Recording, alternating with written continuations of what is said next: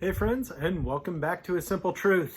Now it seems like just yesterday that we started Lamentations, and we're finishing it today. So 3 through 5. Yesterday was 1 and 2, today 3 through 5. And if you remember, we were looking specifically at that lament for Jerusalem, and then God's anger against it. So today we're going to kind of continue that thread, but again, Jeremiah wrote this. Don't know if I remember saying that yesterday, but Jeremiah wrote this. So today we're going to look specifically at Jeremiah's anguish, at Jeremiah's hope. We'll see Zion's degradation, and then also prayers for restoration, which I think there's a lot of wisdom in that. We'll see all of that, Lamentations 3 through 5. So, chapter 3. I am a man who has seen affliction by the rod of his wrath. He has led me and made me walk in darkness and not in light. Surely he has turned his hand against me, time and time again throughout the day. He has aged my flesh and my skin and broken my bones. He has besieged me and sorrowed me with bitterness and woe, surrounded me with bitterness and woe. He has set me in dark places, like the dead of long ago. He has hedged me in so that I cannot get out. He has made my chain heavy. Even when I cry and shout, he shuts out my prayer. He has blocked my ways with hewn stone. He has made my paths crooked. He has been to me a bear lying in wait, like a lion in ambush. He has turned aside my ways and torn me in pieces. He has made me desolate. He has bent his bow. He has set up as a target for the arrow.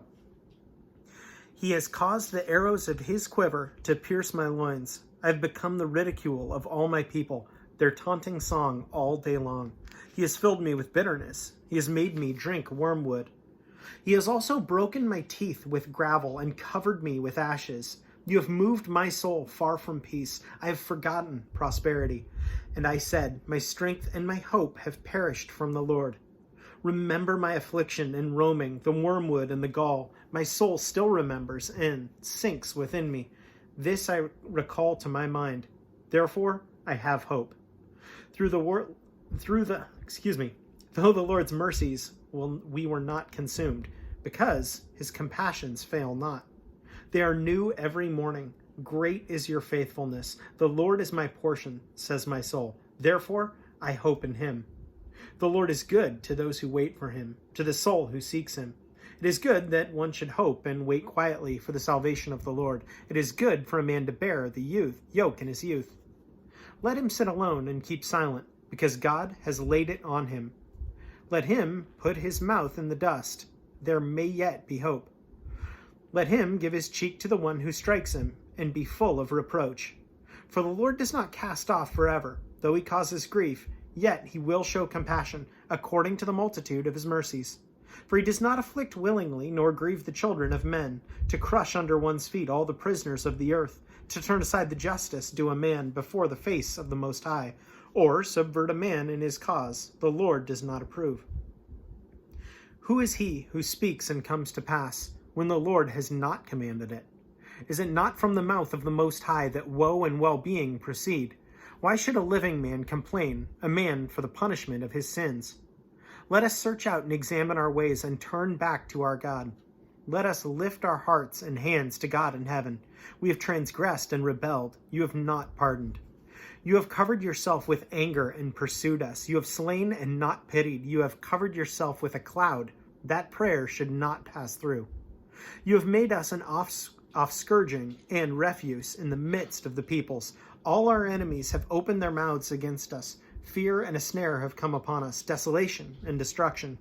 My eyes overflow with rivers of water for the destruction of the daughter of my people. My eyes flow and do not cease without interruption till the Lord from heaven looks down and sees my eyes suffering to my soul because of all the daughters of my city. My enemies without cause hunted me down like a bird. They silenced my life in the pit and threw stones at me. The waters flowed over my head. I said, I am cut off. I called on your name, O Lord, from the lowest pit. You have heard my voice. Do not hide your ear from my sighing, from my cry for help. You drew near on the day I called you and said, do not fear. O Lord, you have pleaded the case for my soul. You have redeemed my life. O Lord, you have seen how I am wronged. Judge my case. You have seen all their vengeance and their schemes against me. You have heard their reproach, O Lord, all the schemes against me. Their lips of my enemies and their whispering against me all the day. Look at their sitting down and their rising up. I am their taunting song. Repay them, O Lord, according to the works of their hands. Give them a veiled heart. Your curse be upon them. In your anger, pursue and destroy them from under the heavens of the Lord. Chapter 4. How the gold has become dim, how changed the fine gold. The stones of the sanctuary are scattered at the head of every street. The precious sons of Zion, valuable as fine gold. How they are regarded as clay pots, the work of the hands of the potter. Even the jackals present their breasts to nurse their young, but the daughter of my people is cruel, like ostriches in the wilderness. The tongue of the infant clings to the roof of its mouth for thirst. The young children ask for bread, but no one breaks it for them. Those who eat delicacies are desolate in the street. Those who are brought up in scarlet embrace ash heaps. The punishment of the iniquity of the daughter of my people is greater than the punishment of the sin of Sodom, which was overthrown in a moment, with no hand to help her. Her Nazarites were brighter than snow and whiter than milk. They were more ruddy in body than rubies, like sapphire in their appearance. Now their appearance is blacker than soot. They go unrecognized in the streets. Their skin clings to their bones. It has become as dry wood. Those slain by the sword are better off than those who die of hunger, for these pine away, stricken for a lack of the fruits of the field. The hands of the compassionate woman have cooked their own children. They became food for them in the destruction of the daughter of my people. The Lord has fulfilled his duty. He has poured out his fierce anger and kindled a fire in Zion, and it has devoured its foundations. The kings of the earth and all the inhabitants of the world would not have believed that the adversary and the enemy could enter the gates of Jerusalem, because of the sins of her prophets and the iniquities of her priests, who shed in her midst the blood of the just. They wandered blind in the streets, and they have defiled themselves with blood, so that no one would touch their garments. They cry out to them, "Go away, unclean! Go away, do not touch us." When they fled and wandered, those among the nations said, "They shall no longer dwell here." In the face of the Lord scattered them. He no longer regards them. The people do not respect the priests, nor show favor to the elders. Still, our eyes failed us, watching vainly for our help. In our watching, we watched for a nation that could not save us. They tracked our steps so that we could not walk in our streets. Our end was near, our days were over, for our end had come.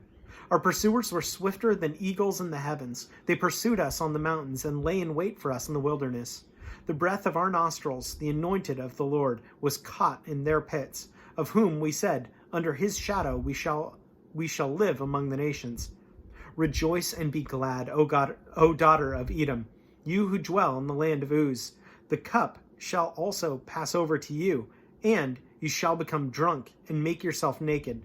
The punishment of your iniquity is accomplished. The daughter of Zion, he will no longer send you into captivity. He will punish your iniquity. O daughter of Edom, he will uncover your sins. Chapter 5. Remember, O Lord, what has come upon us. Look and behold our reproach. Our inheritance has been turned over to aliens, and our houses to foreigners. We have become orphans and waifs. Our mothers are like widows. We pay for our water that we drink, and our wood comes at our price. They pursue at our heels. We labor and have no rest. We have given our hand to the Egyptians and the Assyrians to be satisfied with bread.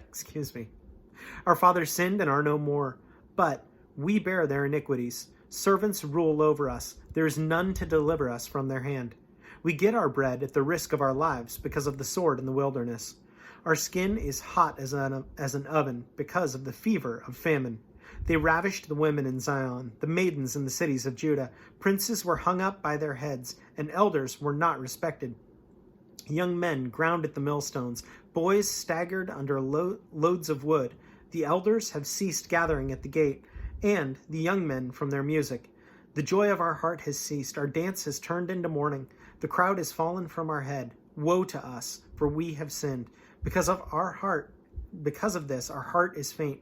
Because of these things, our eyes grow dim. Because of Mount Zion, which is desolate, with foxes walking about on it. You, O Lord, remain forever, your throne from generation to generation. Why do you forget us forever and forsake us for so long a time? Turn us back to you, O Lord, and we will be restored. Renew our days as of old, unless you have utterly rejected us and are very angry with us. So I think there's a lot of wisdom in that. I mean, this whole book is just the pain of loss and seeing what was and what could have been and what should have remained, and yet this just terrible fall. And I think what makes that fall so much worse for Jeremiah is he knew that this was coming. He knew God was going to do what he said if people didn't relent, and they didn't relent. So he is just broken.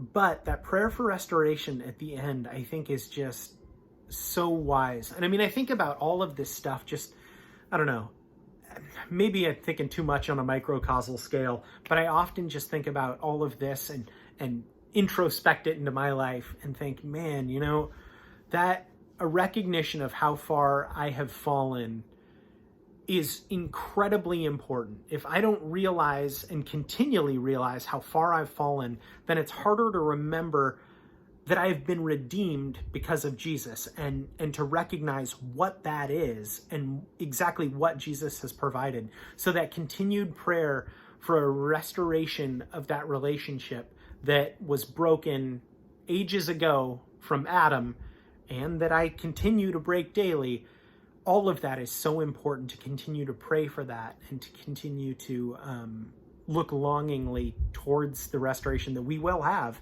when we get into heaven. Anyway, that's what I walked away with today. As always, friends, thanks so much for joining, and have a great rest of your day. See ya.